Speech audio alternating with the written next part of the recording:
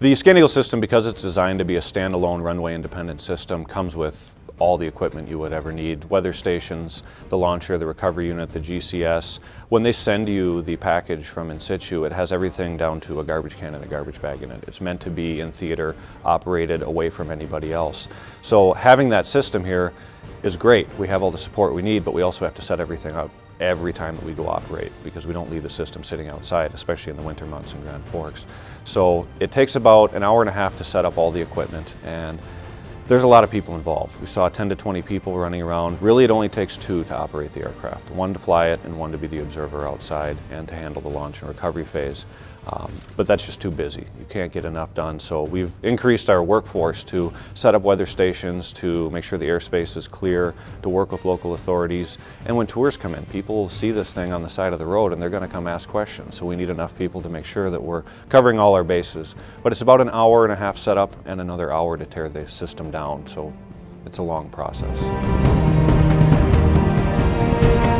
March in Grand Forks, North Dakota and Oslo, Minnesota is not the nicest time of year. The first day of operation we were flying in just shy of 30-knot winds. It was windy, the winds were changing direction. It was very cold out. You can see in the video just about everybody's bundled up. No matter how hard you're working, it's still cold in Grand Forks. The ScanEagle unmanned aircraft system is a product of In Situ, and they are owned by the Boeing company. But the aircraft is about a 50-pound aircraft with just shy of a 10.5-foot wingspan, and it's capable of flying at altitudes of 19,000 feet for over 24 hours on 2 gallons of gas. So it's a very efficient little machine. Its primary role is ISR, intelligence, surveillance, reconnaissance. We're using a daytime camera operation as opposed to the infrared camera for the work that we're doing. Part of the COA restriction is that we only fly during daytime hours, so it makes sense to use a daytime camera. We use that camera, which is capable of both still photos and of streaming video back to our ground control station, our GCS. So as the operator, Joe Schneider and myself, we use a combination of the operating software and of the video feed coming to us, so we know where to go, where to operate, where to set up orbits and routes and so forth. And coordinating that with the rest of the crew members so they know where to look for the aircraft. Because as Mike talked about, much of our job when flying it in the NAS is not just the video. That's almost a byproduct of what this was. It's really to prove that you can do it safely. And to do that, you have to have people on the ground watching the aircraft. Not because we're concerned to where our airplane's going, but we want to make sure that we don't come near another aircraft during that process. And that was really the point of the ground observers being based. We had 4 ground observers at any given time, which is 3 more than is required by the regulations, but that's also why our audit went off without a hitch. There's a lot of different individuals that were involved in it, like we mentioned, just from a pre-planning phase. But getting down into the workload of it, we had to work with people from all different facets of the university. I already mentioned the safety department, general flight operations. You have to dispatch the aircraft, invoice the aircraft, schedule it just like any other airplane on our flight line. We also had to work with IT folks, because we have to get the video from the aircraft saved in some way that we can replay that back for city officials, for NOAA, for FEMA, etc. We also have individuals from our avionics lab. Joel Roberstead was an integral part from the maintenance standpoint.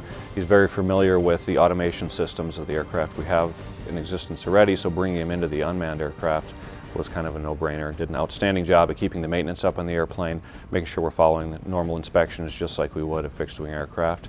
Joe Schneider was brought in for the ScanEagle system from a lead perspective out at the airport, meaning he's a manager and a flight instructor. So we've got people from almost every different angle at the university participating in one project.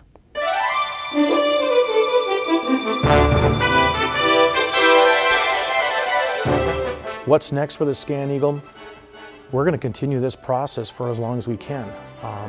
The PI for the project, Mark Askelson, is allowing us to fly the ScanEagle to conduct a certain amount of research, the research that's necessary to fulfill the requirements of the project, and this is a great fit for that, to be able to be within a COA so close to the university. This was very groundbreaking in the fact that we flew a UAS safely in the NAS, in our own COA. This will now lay the foundation for our capstone project. Once the UAS students reach a point in their junior, senior year to start flying UAS aircraft within COAs, we already have a proven concept.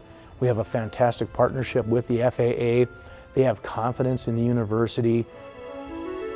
Our first flight occurred March 23rd on site. with a successful launch and recovery of the Scan Eagle.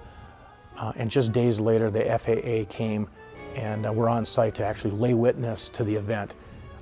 It was in the form of a formal audit by the FAA. 3 individuals came on site to watch the launch, the recovery, and the flight, and the overall process of how the visual observers keep track of the aircraft and monitor the overall operation.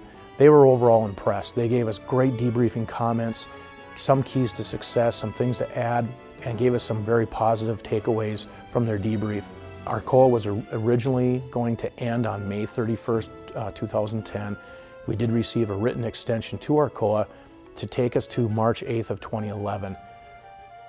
About December timeframe, we'll submit for an extension to take us through next spring, so that way the COA process will already be completed and seamless, and we'll be ready to fly.